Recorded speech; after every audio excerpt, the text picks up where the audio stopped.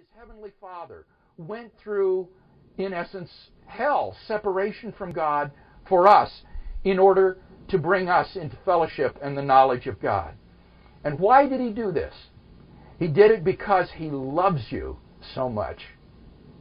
How can we reject him who was prepared to endure such suffering for us?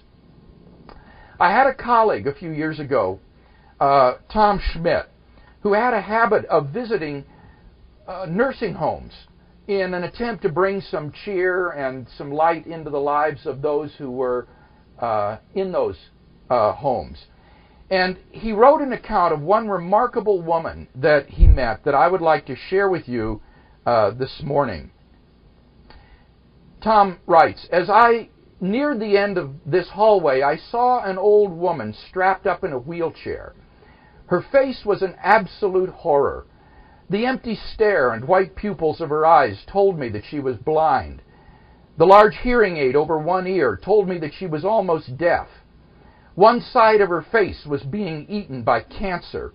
There was a discolored and running sore covering part of one cheek, and it had pushed her nose to one side, dropped one eye, and distorted her jaw, so that as a consequence, what should have been the corner of her mouth was the bottom of her mouth. As a result, she drooled constantly. I also learned later that this woman was 89 years old, and that she had been here, bedridden, blind, nearly deaf, and alone for 25 years. This was Mabel. I don't know why I spoke to her. She looked less likely to respond than most of the people I saw in that hallway. But I put a flower in her hand and said, 'Here is a flower for you. Happy Mother's Day.' She held the flower up to her face and tried to smell it. And then she spoke. And much to my surprise, her words, though somewhat garbled because of her deformity, were obviously produced by a clear mind. She said, 'Thank you. It's lovely. But can I give it to someone else? I can't see, you know. I'm blind.'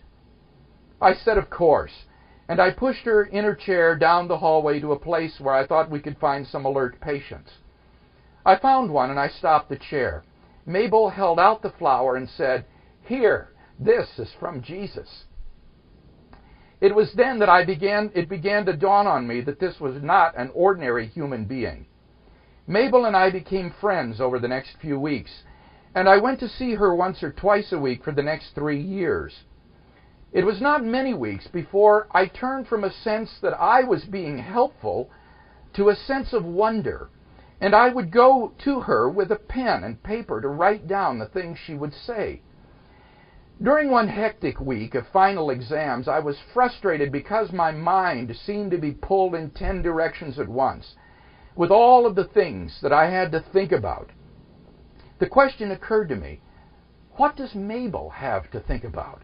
Hour after hour, day after day, week after week, not even able to know if it's day or night. So I went to her and asked, 'Mabel, what do you think about when you lie here?' And she said, 'I think about my Jesus.' I sat there and thought for a moment, and I asked, 'What do you think about Jesus?' She replied slowly and deliberately as I wrote, and this is what she said. 'I think how good he's been to me. He's been awfully good to me in my life, you know. I'm one of those kind who's mostly satisfied. A lot of folks would think I'm kind of old-fashioned, but I don't care. I'd rather have Jesus. He's all the world to me.' And then Mabel began to sing an old hymn. 'Jesus is all the world to me, my life, my joy, my all.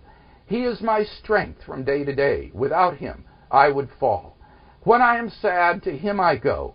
No other one can cheer me so. When I am sad, he makes me glad. He's my friend.' This is not fiction. Incredible as it may seem, a human being really lived like this. I knew her. How could she do it? Seconds ticked and minutes crawled, and so did days and weeks and months and years of pain, without human company and without an explanation of why it was all happening. And she lay there and sang hymns. How could she do it? The answer, I think, is that Mabel had something that you and I don't have much of. She had power. Lying there in that bed, unable to move, unable to see, unable to hear, she had incredible power. I think that when we look at the problem of evil in the light of the cross, it puts the problem in an entirely different perspective. Because in the light of the cross, what we see is that the true problem of evil is the problem of our evil. Filled with sin and morally guilty before God, the question is not how God can justify himself to us.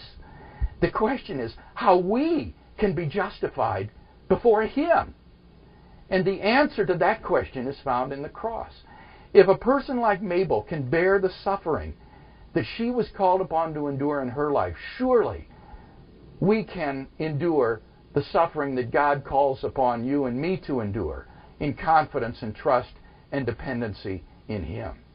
So I think that at the end of the day, God is actually the final answer to the problem of evil.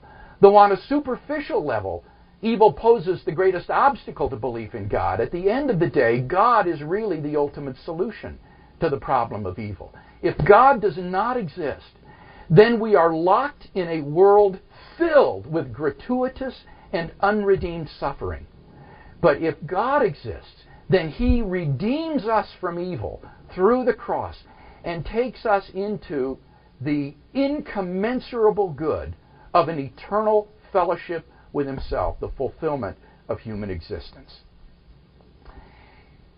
Well, that's what I wanted to share about the emotional problem of evil and why I think Christianity has the resources for its resolution as well.